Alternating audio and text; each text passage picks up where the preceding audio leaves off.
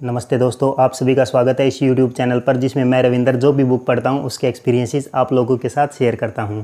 तो दोस्तों, आज मैं आपके सामने लाया हूं एक लोटा पानी बुक, जिसकी कहानी फर्स्ट कहानी मैंने आपको सुनाई थी और मैंने प्रॉमिस किया था कि लास्ट वाली कहानी भी मैं आपको ज़रूर सुनाऊंगा, यानी कि आपके साथ शेयर करूंगा। तो आज मैं उसी के ऊपर वीडियो बना रहा हूं। ये वो किताब है एक लोटा पानी, जो आपकी जानी पहचानी है क्योंकि इसके ऊपर मैं पहले ही 2 वीडियो बना चुका हूं। तो इसकी लास्ट वाली कहानी है एक स्वामी भक्त बालक। दोस्तों, ये कहानी उस टाइम की है जब भारत की राजधानी उज्जैनी हुआ करती थी और विक्रमादित्य भारत के राजा थे। और ये कहानी, जैसे कि इसके टाइटल से ही पता चलता है, बालकों के ऊपर लिखी गई है, चिल्ड्रंस के ऊपर लिखी गई है कि बालक कितने सच्चे और अच्छे होते हैं और वो अपने कर्तव्य के प्रति कितने निष्ठावान होते हैं। तो दोस्तों, इसका पहला पैराग्राफ जो है वो मैं आपको पढ़कर सुनाता हूँ एज इट इज़, जिसमें आपको ज़्यादा मज़ा आएगा। कि उस समय भारत की राजधानी उज्जैन में थी। राजा वीर विक्रमादित्य उस समय भारत के सम्राट हुआ करते थे। आपको बालकों से बड़ा प्रेम था। महल के भीतर प्रत्येक कार्य पर बालक ही नियुक्त थे, क्योंकि बालक सीधे, सच्चे, सरल, सुखद, सुभग और सुंदर होते हैं। देखिए कितनी अच्छी लाइन है, मैं रिपीट करना चाहूँगा, क्योंकि बालक सीधे, सच्चे, सरल, सुखद, सुभग और सुंदर होते हैं। वे सहसा कोई भी अपराध नहीं करते। रामायण में भी लिखा है, बदऊ बाल रूप सोई रामू, यानी कि प्रत्येक का बालक, चाहे वो पशु का हो, पक्षी का हो, चाहे वो मानव का हो, वो राम का ही स्वरूप होता है, यानी कि भगवान का ही स्वरूप होता है। तो इस प्रकार इस कहानी में बालकों के ऊपर ही ये कहानी लिखी गई है और बालकों के बारे में ही बताया गया है। तो दोस्तों, कहानी शुरू होती है राजा विक्रमादित्य से, जो कि अपने महल में सभी कार्यों में बालकों को ही नियुक्त करके रखते थे, यानी कि प्रत्येक कार्य उनके बालक ही करते थे, चाहे वो उनके बॉडीगार्ड्स हो, चाहे वो रखवाले हों, चाहे वो महल में और काम करते हों, सभी जॉब्स पर वो छोटे बच्चों को ही रखते थे।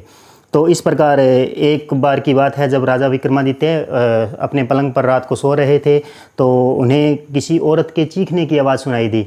तो वो झट से अपने पलंग पर उठ बैठे और कहा कि अभी पहरे पर कौन है, क्योंकि उनके रात को पहरे पर कई बालक थे जिनकी ड्यूटी अलग अलग थी। तो वो अंगरक्षक जो उनके थे वो चारों ओर उनके सोए हुए थे। तो जैसे ही राजा विक्रमादित्य ने कहा कि अब पहरे पर कौन है, तो अशोक नाम का एक बालक जो उस टाइम पहरा दे रहा था वो सामने आकर खड़ा हो गया और उसने कहा कि महाराज, अब भी पहरे पर ड्यूटी मेरी है, कहिए मेरे लिए क्या आज्ञा है।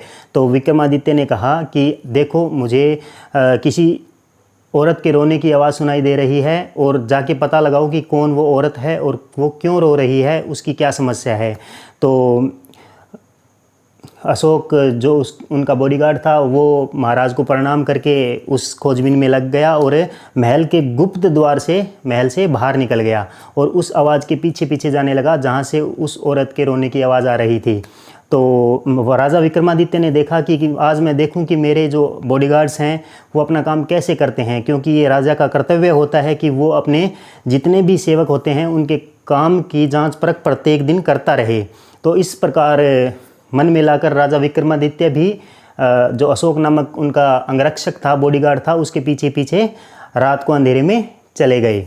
आवाज़ का पीछा करते करते अशोक जो है वो एक मंदिर में जाता है जो उस उज्जैन राज्य के सीमा के बाहर होता है। वहाँ से वो औरत की आवाज़ आ रही थी।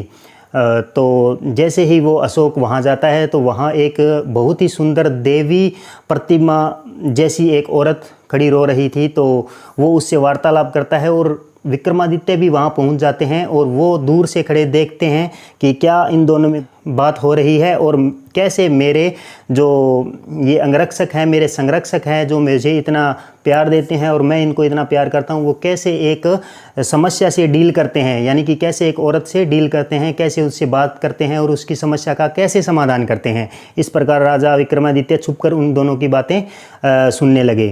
तो जो अंगरक्षक होता है अशोक, वो उस देवी से पूछता है कि आप क्यों रो रही हैं और आप कौन हैं। तो देवी कहती है कि मुझे पता चला है कि आज विक्रमादित्य की मृत्यु हो जाएगी, राजा विक्रमादित्य की मृत्यु हो जाएगी और इसीलिए मैं रो रही हूँ, क्योंकि ऐसे राजा बहुत कम पृथ्वी पर देखने को मिलते हैं। तो इतना सुनते ही जो अशोक था उसके हाथ पांव सुन्न पड़ जाते हैं और वो उस देवी से पूछता है कि इसका कोई इलाज है या नहीं, यानी कि हम विक्रमादित्य महाराजा की मृत्यु को रोक सकते हैं या नहीं, कोई ना कोई तो उपाय होगा। तो उस देवी ने कहा कि उपाय हर एक चीज़ का होता है, हर एक समस्या का होता है। अगर कोई कुंवारा लड़का अपनी जान विक्रमादित्य के लिए मुझे अर्पण कर दे तो शायद विक्रमादित्य की मृत्यु ना हो। तो अशोक इस बात को सुनता है और वो सोचता है कि इतनी आधी रात को मैं कहाँ कुंवारा लड़का ढूंढने जाऊंगा, इससे अच्छा तो मैं ही कुंवारा लड़का हूँ, क्यों न मैं अपनी जान देकर अपने राजा की जान बचा लूँ। तो इस प्रकार सोचते बिना सोचे समझे उसने अपने म्यान से तलवार निकाली और अपने गर्दन काट कर उस देवी माँ के चरणों में रख दी। तो देवी माँ प्रसन्न हो गई और जैसे ही ये सीन विक्रमादित्य ने देखा और वो झट से मंदिर में आए और अशोक का शरीर और उसका धड़ अपने गोद में लेकर रोने लगे और प्रार्थना करने लगे कि हे देवी माँ, इस स्वामी भक्त बालक की जान बख्शो, क्योंकि मैं इसके बगैर नहीं रह सकता। आज मुझे पता चला है कि मेरे जो अंगरक्षक है जितना मुझे प्यार करते हैं और जितना मैंने विश्वास इन बालकों पर किया है वो एकदम सही था और ये स्वामी भक्त और देशभक्त हैं। अगर ये नहीं जिए, यानी कि अगर इनका जीवन आपने वापस नहीं किया तो मैं यहीं अपनी जान दे दूंगा। ऐसा कहकर विक्रमादित्य ने अपनी तलवार म्यान से निकाल ली और जैसे ही उन्होंने अपने आप को मारना चाहा, देवी माँ प्रकट हो गई और उन्होंने उनका हाथ पकड़ लिया और कहा कि नहीं विक्रमादित्य, आप ये क्या कर रहे हो, क्योंकि इस लड़के ने अपनी जान देकर आपकी जान बचाई है तो आपको अपने आप को नहीं मारना चाहिए। लेकिन विक्रमादित्य बोलते हैं कि अगर ये बालक नहीं जिया तो मुझे हमेशा इस बात का मलाल रहेगा कि मेरे लिए एक छोटे से बालक ने अपनी जान दे दी। तो इस प्रकार या तो इसे जीवन दीजिए या फिर मैं इस जीवन का कुछ नहीं करूँगा और मैं अपने आप को आपके अर्पण कर दूंगा। इस प्रकार की भक्ति और प्रेम को देखकर देवी माँ ने बोला कि आप चिंता मत कीजिए, आप अपने महल में जाइए, ये बालक पीछे पीछे आपके महल में आ जाएगा। इतना आश्वासन पाकर राजा विक्रमादित्य वापस अपने महल में आ गए और सो गए। थोड़ी देर बाद में अशोक वहाँ पर आया तो राजा विक्रमादित्य ने कहा कि अशोक क्या पता लगाया कि कौन वो औरत थी और वो क्यों रो रही थी। तो वो लड़का जो अशोक होता है वो कहता है कि महाराज, एक औरत थी जिसकी सास ने उसे पीटा था, इसीलिए वो रो रही थी। मैंने उसकी सास को बुलाया और समझाया कि आप ऐसा मत कीजिए, अगर दोबारा कहीं से कोई शिकायत आई तो मैं आपको राजा के समक्ष प्रस्तुत करूंगा और वहाँ से आपको सज़ा दिलाऊंगा। बस इतनी सी बात थी और मैंने उनको समझा बुझाकर उनके घर भेज दिया।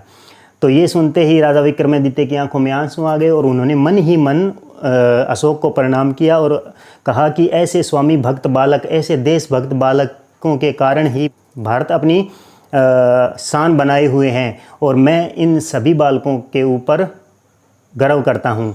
इस प्रकार ये दोस्तों कहानी थी जो बहुत ही अच्छी कहानी है। अगर आप रियल में इसको पढ़ते हैं तो आपको बहुत मज़ा आने वाला है और आपको पता चलेगा कि कैसे एक देश के प्रति हमारा जज्बा कितना खो सकता है और क्या हम अपने स्वामी के लिए, जो हमारे मालिक होते हैं, जो हमारे ऊपर होते हैं, बड़े बुज़ुर्ग होते हैं, उनको हम अपना सम्मान दे सकते हैं और कैसे हम अपने देश की रक्षा कर सकते हैं, कैसे हम अपने अच्छे कार्यों के द्वारा अपने बड़े बुजुर्गों को सम्मान दे सकते हैं और उनका ख्याल रख सकते हैं। और यही देशभक्ति होती है। तो दोस्तों यही थी वो कहानी, एक स्वामी भक्त बालक जिसका हीरो अशोक था। और इस बुक के अंदर इतनी बढ़िया बढ़िया कहानी है कि मैं आपको हर एक कहानी सुनाना चाहता हूँ, लेकिन शायद मैं एक दो वीडियो इसके ऊपर और बनाऊंगा। लेकिन आप ये चाहे जहाँ से भी मिले ये किताब खरीदिए और पढ़िए, क्योंकि ये इतनी अच्छी किताब है कि इसको बार बार पढ़ने का मन करता है। और हर एक टॉपिक के ऊपर इसके अंदर कहानियाँ हैं। धार्मिक कहानी है, देशभक्ति की कहानी है, और पुरानी कहानी है, जो और प्रत्येक ईच एंड एवरी कहानी हमें कोई ना कोई मैसेज ज़रूर देती है। और इन कहानियों की लाइनें ही ऐसी हैं कि ये हमें जो भी शिक्षा देती है उस शिक्षा को हमें अपनाने का मन करता है हमारा। तो इस प्रकार ये थी एक लोटा पानी वाली किताब की लास्ट कहानी, एक स्वामी भक्त बालक। और ये थी वो किताब। तो प्लीज़ मेरे वीडियो लाइक करें, शेयर करें, सब्सक्राइब करें और मुझे कमेंट में बताएं कि मेरे वीडियो कैसे बन रहे हैं, ताकि मैं आपके लिए और वीडियो बना सकूं। तो इसी के साथ थैंक यू वेरी मच।